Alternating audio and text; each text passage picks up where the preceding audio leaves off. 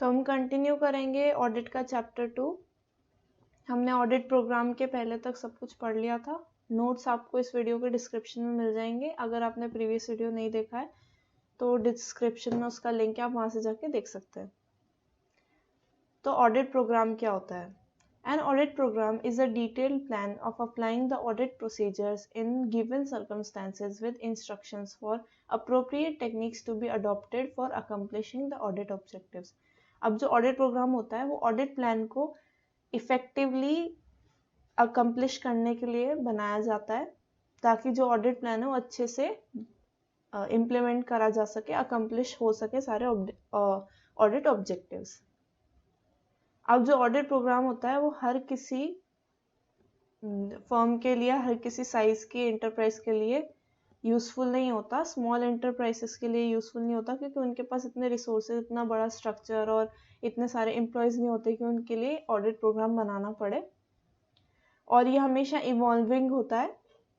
Assistant को एक open mind रखने के लिए बोला जाता है ताकि, क्योंकि इवॉल्विंग होता है हर टाइम, तो एक ओपन माइंड रखना चाहिए उसको। और periodic review of audit programme जरूरी होता है, मतलब टाइमली बेसिस पे टाइम टू टाइम उसको रिव्यू करते रहना। अब कंस्ट्रक्शन जो होता है ऑडिट प्रोग्राम का वो कैसे होता है? सबसे पहले कुछ चीज़ों को दिमाग में रख के, कुछ चीज़ों माइंड में रख के, कुछ चीज़ों का ध्यान रख के बनाया जाता है ऑडिट प्रोग्राम। जैसे जो स्कोप और लिमिटेशन होता है असाइनमेंट का, उसके अंदर रहना, with in the scope of assignment and limitation of assignment. Prepare a written audit program setting forth the procedures that are needed to implement the audit plan. अब कुछ ऐसे प्रोसीजर्स होते हैं जो ऑडिट प्लान को इम्प्लीमेंट करने के लिए ज़रूरी होते हैं, तो उनको रिटन फॉर्म में, अब जो ऑडिट प्रोग्राम होता है वो हमेशा रिटन फॉर्म में बनता है। Determine evidence reasonably available and identify the best evidence for deriving the necessary satisfaction. अब जो एविडेंस है वो जो रीजनेबल अवेलेबल है और उनमें से जो एविडेंस सेटिस्फैक्ट्री एविडेंस लगती है उसको डिटरमाइन करना। अब नेक्स्ट पॉइंट है इसमें, only apply those steps and procedures which are useful in accomplishing the verification purpose in the specific satisfaction. कुछ ऐसे स्टेप्स और प्रोसीजर्स होते हैं जिनको जो यूजफुल होते हैं अकम्प्लिशिंग करने में, वेरिफिकेशन पर्पस और कुछ स्पेसिफिक सेटिस्फैक्शन देना। तो उन्हीं स्टेप्स को बार बार रिपीट करो, उन्हीं स्टेप्स को प्रोसीजर्स में डालो। Include the audit objectives for each area and sufficient details which serve as a set of instructions of the assistant involved in audit and help in controlling the proper execution of work. अब जो audit objectives होते हैं each area के लिए specific कर दो, आप each area के लिए अलग अलग ऑडिट ऑब्जेक्टिव्स, और उसमें सफिशिएंट डिटेल्स डालो ताकि वो एक सेट ऑफ इंस्ट्रक्शंस की तरह सर्व करे, मतलब सेट ऑफ इंस्ट्रक्शंस की तरह लगे और जो असिस्टेंट्स है उनको अच्छे से काम करने में दिक्कत ना आए। और हमें सारी पॉसिबिलिटीज ऑफ एरर कंसिडर करनी है। Consider all possibilities of error, जो आपकी एरर हो सकती है, ओमिशन की, कुछ मिस स्टेटमेंट की रिस्क हो सकती है, आप उन सबको कंसिडर करो। Coordinate the procedures to be applied to related items. अब कुछ रिलेटेड आइटम्स होते हैं, उन पे जो प्रोसीजर्स अप्लाई करे जाएंगे उनको कोऑर्डिनेट करो। टाइम कैसे बिठाओगे, उनको कोऑर्डिनेट करो।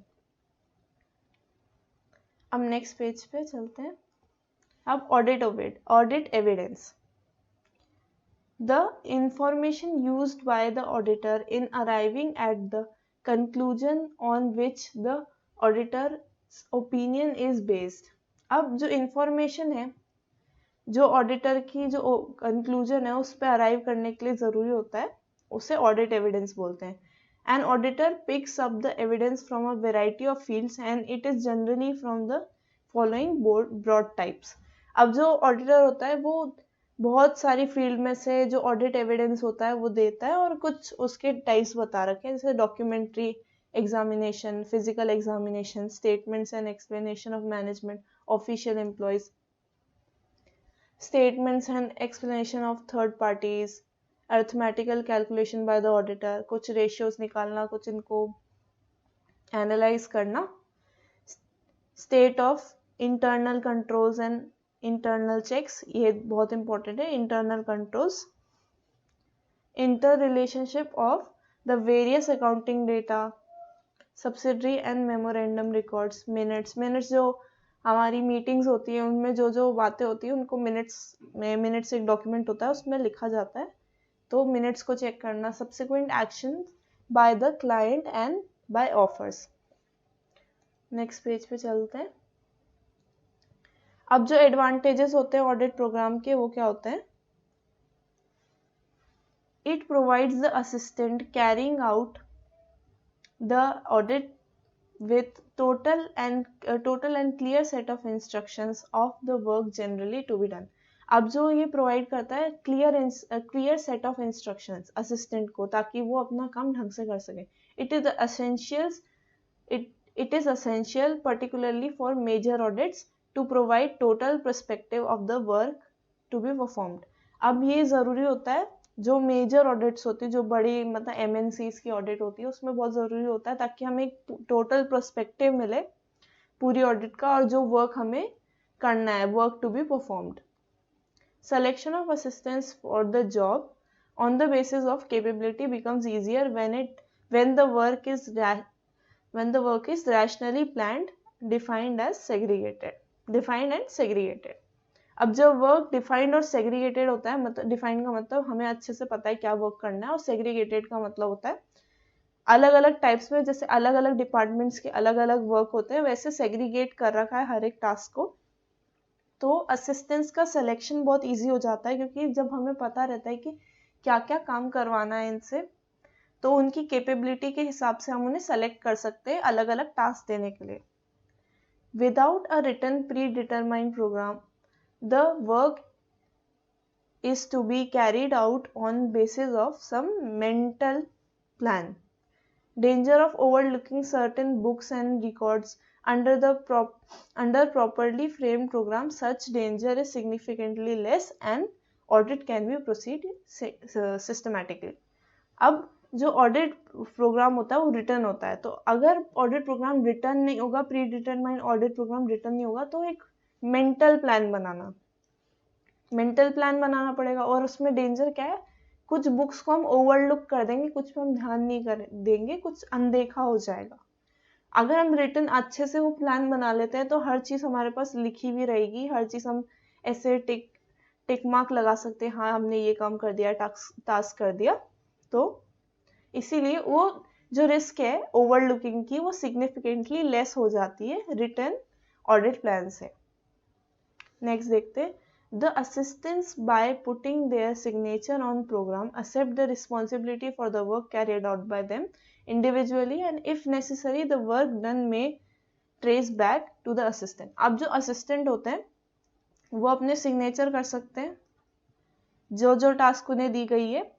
अब पता रहेगा ना कि ए ने ये टास्क करी, अगर वो पेपर पे उसके साइन है तो हम उसे ट्रेस बैक कर सकते हैं. अगर उसमें कुछ फॉल्ट आई तो हम उसे ट्रेस बैक कर सकते हैं, हाँ ये टास्क ए ने करी थी, गड़बड़ ए ने करी है ऐसे. नेक्स्ट देखते हैं. The principal can control progress of various audits in hand by examination of audit programmes initiated by the assistants deputed to the jobs for completed work. अब जो प्रिंसिपल होता है वो प्रोग्रेस देख सकता है ऑफ वेरियस ऑडिट्स जो उसके पास हैं through examination of audit programmes. वो एक बार ऑडिट प्रोग्राम्स को देखेगा जो उसने अपने असिस्टेंट्स को दे रखी है, जॉब सारी डेप्यूट कर रखी है, वो वेरियस में मतलब कंट्रोल कर सकता है प्रोग्रेस. अब नेक्स्ट देखते हैं. It serves as a guide for audits to be carried out in the succeeding year. अब जो सक्सीडिंग ईयर है उसमें जो ऑडिट होगी उसके लिए गाइड की तरह ऑडिट प्रोग्राम की, पिछले साल कैसे ऑडिट करी थी तो इस बार कैसे हम कर सकते हैं, उसमें कुछ प्रॉब्लम्स आई थी तो इस बार ऑडिट प्रोग्राम में हम ये चेंजेस करें कि ये प्रॉब्लम्स ना आए. अब properly drawn up audit programme serves as a evidence in the event of any charge of negligence being brought against the auditor.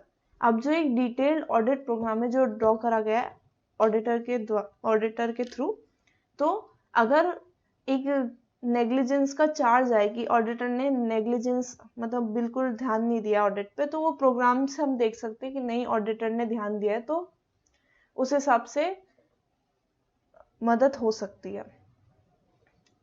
अब डिसएडवांटेजेस देखते हैं हम ऑडिट प्रोग्राम की। The work may become mechanical and particular parts of the program may be carried out without any understanding of the object of such parts in the whole audit scheme. अब कुछ ऐसे parts होते हैं जिनके audit scheme में ऐसा लगेगा कि उनका कोई ऑब्जेक्टिव नहीं है, तो वो मैकेनिकल हो सकते हैं, पर्टिकुलर हो सकते हैं। अब नेक्स्ट है the program often tends to become rigid and inflexible following the set grooves. The business may change in its operation of conduct, but the old program may still be carried on. अब कुछ एक programme बन गया, उसकी वो एक rigid हो जाता है कि हम इसी हिसाब से काम करना है, इनफ्लेक्सिबल हो जाता है, तो वो एक इसकी लिमिटेशन है कि बहुत रिजिड और इनफ्लेक्सिबल हो जाता है। Inefficient assistance may take shelter behind the program. अब कुछ inefficient assistance होते हैं जो shelter ले सकते हैं, जो प्रोग्राम के पीछे छुप सकते हैं। Defend deficiencies in their work on the ground that no instruction in the matter is contained in therein. मतलब उन्हें अगर प्रोग्राम में कोई ऐसा इंस्ट्रक्शन जो उन्हें करना है काम, अगर वो नहीं मिला तो वो काम नहीं करेंगे और बोलेंगे देखो प्रोग्राम में तो नहीं लिखा, हम क्यों करें काम। तो वो इस प्रोग्राम की इन डेफिशिएंसीज में शेल्टर ले सकते हैं। A hard and fast audit programme may kill the initiative of efficient and enterprising assistant. अब जो कुछ एफिशिएंट और जो इनोवेटिव असिस्टेंट्स है, उनके जो इनोवेटिवनेस है उसको किल कर देगा हार्ड एंड फास्ट। मतलब एक बिल्कुल रूल ऑफ थंब बता दिया कि इसी तरह से होगा तो इसी तरह से होगा। उनको कुछ इनोवेट करने का, उनको कुछ अपना तरीका इस्तेमाल करने का कोई उसमें स्पेस नहीं है, तो वो उनकी जो इनिशिएटिव लेने की और एफिशिएंट मतलब उनकी जो इनोवेटिवनेस है वो किल कर देगा। तो हमारा चैप्टर 2 कंप्लीट हो गया है। तो चैप्टर 2 के क्वेश्चंस, मॉड्यूल के क्वेश्चंस अपलोड कर दिए जाएंगे जल्दी। चैप्टर 1 के क्वेश्चंस ऑलरेडी अपलोड होना शुरू हो गए हैं, आपको डिस्क्रिप्शन में प्लेलिस्ट का लिंक मिल जाएगा। नोट्स डिस्क्रिप्शन के लिंक में है, तो उसी के साथ आप सब्सक्राइब करिए ताकि आपको पता चले जब हम वीडियो डालें।